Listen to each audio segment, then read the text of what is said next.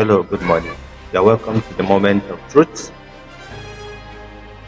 On the state of nation, there are a series of things that we need to look at, to discuss. Nigeria has gone to that stage at which everyone is seeking for solutions, and everything bounce back on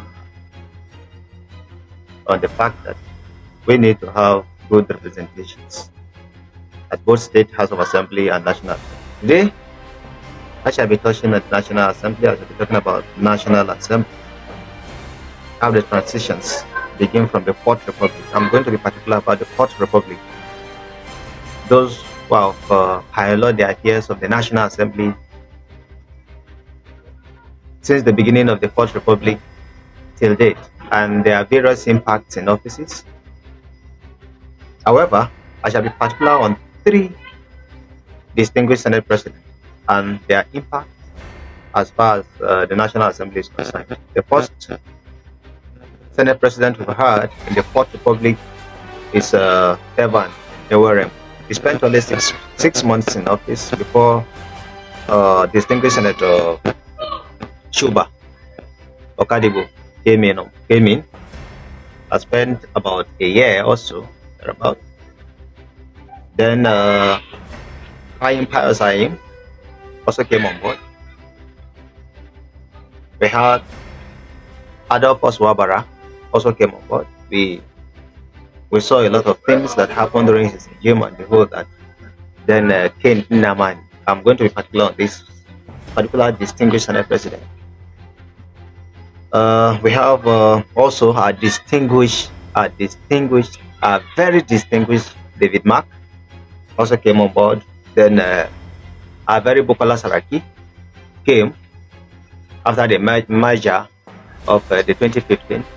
He won his senatorial district in Kwara State and eventually became Senate president through a controversial sort of election. However, it is debatable, but he spent his 5 years, or 4 years rather, and he couldn't come back again. And the distinguished Senator Ahmed Lawal, who has spent several years in the National Assembly, also took up.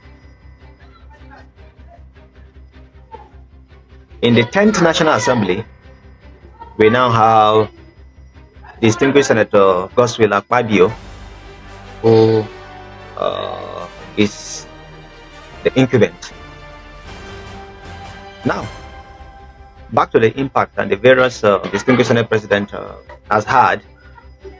I'm going to start with Ken Nawani, one of the strongest Senate President I've seen in the history of Nigeria political affairs.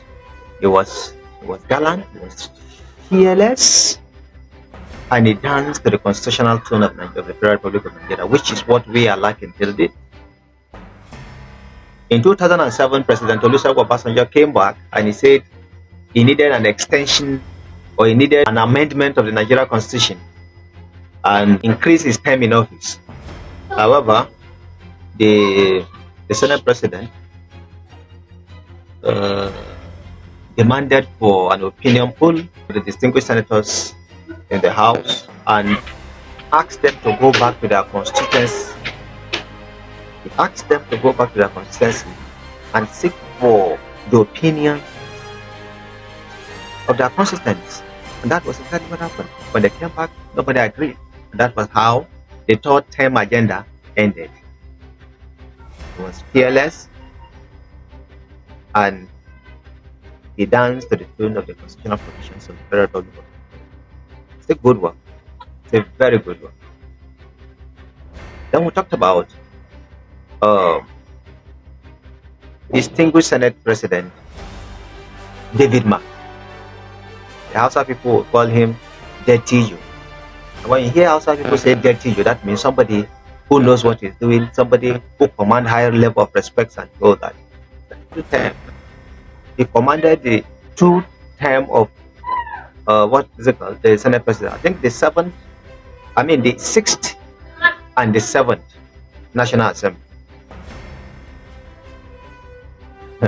When some elements came with the idea of same-sex marriage in Nigeria and the whole that, he stood and fought against it. I said, no.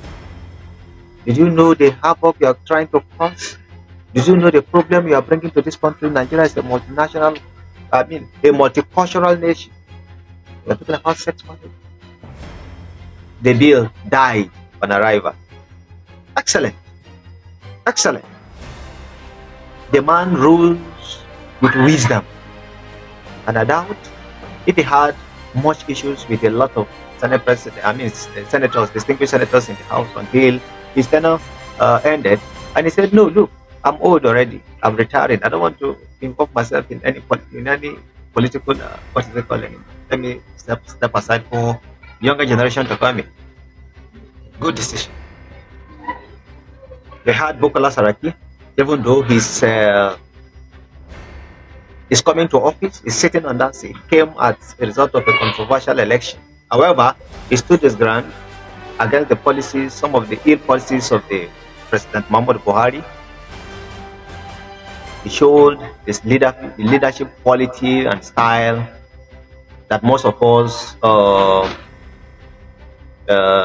underestimated or underrated, and we did not value it at that point in time until he stepped out of office. We now knew that he was really fighting for the cause of ordinary Nigeria. Behold, we have distinguished Senate President Ahmad Lawal, even though some people refer to him as Robert Stamp Senate President. However, he dodged from all controversies. You hardly relate much controversies to his name and his office. That was also a success on its own. Then behold, we have the Senate, distinguished Senate President Akpabio. You may be asking why I'm laughing. You may be asking why I'm laughing. Rather, I think we should clap. It's a good job. Coming into an office, your say is the final say of the Senate, of the distinguished senators. They must not oppose whatever you come up with after you have your meeting with the presidency and the whole that, or a call from the presidency. You are on top of the game. Nobody goes against your rules. Nobody says what you are not supposed to say. It has to be within your confinement and the whole that. Series of controversies and the whole that, sexual harassment allegation, and there was no wisdom whatsoever to resolve the issue amicably within the house without going out. Of recent, we had the case of sexual harassment between the distinguished President Fabio and Natasha Dwagwan from Kongiski, representing the good people of Kongiski. This issue is prevented. The issue has gone even internationally. The woman has gone to IPU to report the case of sexual harassment. This is embarrassing. This is really embarrassing. This is a national issue. This is an issue that will be resolved within the House without much effort. How on earth the distinguished Senate President allowed this case to go out?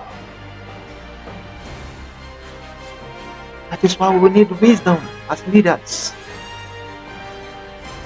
It is an issue that could be prevented before getting to the stage that it is today. We've seen a lot of, we've read a lot of revelations of how, he touches our buttocks, how he sent 500 million naira to account for just pleasure, how conversation takes place between both of them, and a lot of things coming from pernicious sort of languages coming from the Senate President towards her and the whole that. Although at this level we see that as an allegation until it is proven by the distinguished Senator Natasha, that will now know whether it is true or not. It is beyond our power.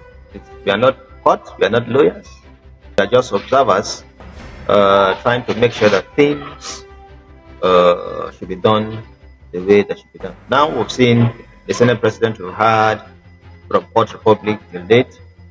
We had about 9 of them, and currently we are in the 10th National Assembly headed by the distinguished Senate President Godswill Akpabio, their impact, some of their impact. I think we listed about 4 of the Senate President and their impact. That holds it for today. This is the moment of truth. Thank you.